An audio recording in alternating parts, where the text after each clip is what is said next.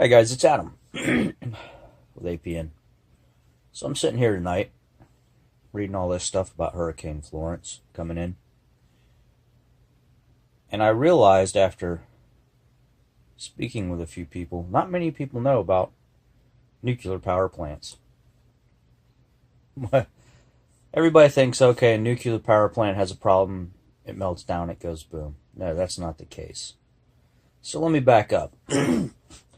Most of the nuclear power plants are on the East Coast close to water. We have quite a few right now in the path of Hurricane Florence. And I'm not saying anything's going to happen.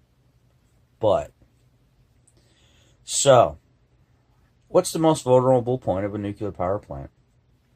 Well, first off, a nuclear power plant requires circulating water to cool its cores and circulating water to cool the spent fuel rods, which nuclear power plants store on site in pools of water.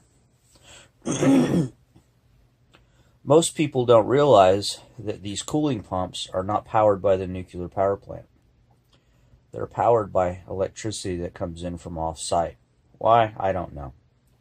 Maybe in case the nuclear power plant goes down, they know they have off-site electricity to run the pumps.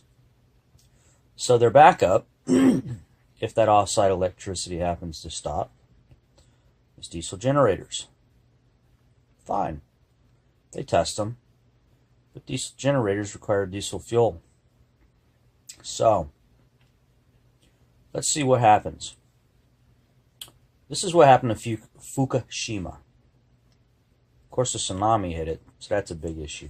Not worried about tsunamis. Essentially what happened was the generators were knocked out. The power coming to the plant from another source was knocked out, and the spent fuel rods, in other words, these are the ones they pull out the actual reactor and they put in these cooling pools, weren't getting cooled properly because the water wasn't circulating. Well, what happens is the water heats up, the water boils off, the rods become exposed to air, heat up even more, and hydrogen explosions happen, sending radioactive material into the air and surrounding areas. And it just continues. It's a continuous cycle. So, what happens if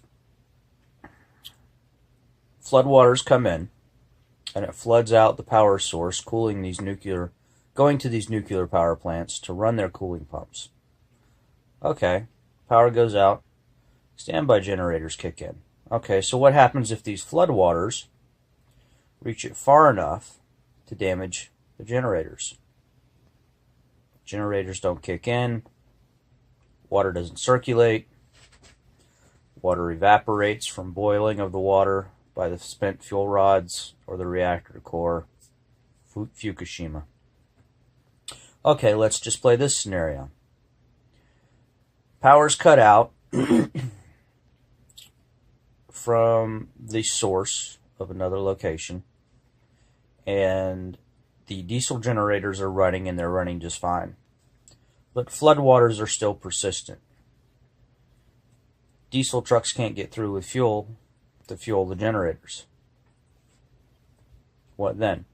Okay, so they can fly some fuel, airlift some fuel in maybe. How long can they keep doing that? How long before something happens? I don't know if it ever will. But it's just, I'm trying to let you guys know that there's other things here at play. That the other thing is nuclear power plants. Here's the trickle-down effect. They usually don't service the area that they're in. They produce electricity and it goes out over high tension lines and goes to another area. So, you may have a nuclear power plant that is shut down in a certain area, and usually that load is picked up by other ones in other areas far, far away throughout the grid. But if the grid can't handle it because 2 nuclear power plants go down and there's a demand for energy in other locations, they'll have issues.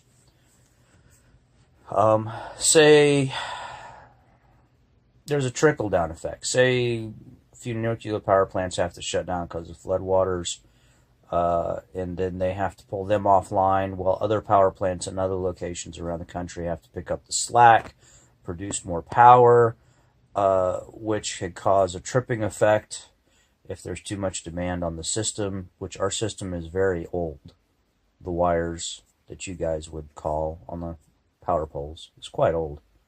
And then you could have a effect of switching stations tripping, like it did years and years ago and put out the East Coast for a while. So there's many things that can happen here in relation to nuclear power plants. One of which that won't happen is the big boom that people think will happen in mushroom cloud and all that stuff through the air. That's just reserved for nuclear warheads. Power plants usually melt down and spew radioactive material, which isn't much better because once it's spewed out into the air, it falls down on stuff, and that stuff is ruined for our lifetime, basically an eternity. So think about this. Don't worry about it, but think about it. One more thing to nugget to put in your head about threat assessments. Watch the Hurricane Florence. Yes, hopefully everything goes well for everybody out there, but it's not just a matter of property and life and damage to basic infrastructure. It's the possibility of damage to aging nuclear power plants. Do some research. Look at the last time we built a nuclear power plant, and there's a reason for it. It's been a long time. So these plants are aging. There's a few specifically in the North Carolina area that were built by the same company that built the Fukushima plant. So, but kind of in summary, just think about it. Something I know about. I don't know why, but I do. And nuclear power plants are not that hard to take down like most people think. First way is to interrupt the electricity going into them, force the backup generators to come on, and then second way is backup generators get taken out of the system. There's nothing to cool those fuel rods or the core. After that, it's just a matter of time. All right, I know it sounds depressing, but hey, I figured I'd throw it out there. People are talking about it, these nuclear power plants out there, and they have a misconception, so that's the deal. They're not going to go boom. Mushroom cloud ain't going to go up, but they sure as heck could pass on a bad breeze of nuclear fallout or a trickle effect on the power grid down the line. So those are things to think about. All right, with that depressing news, you guys have a wonderful night and evening, and we'll talk to you later. Bye.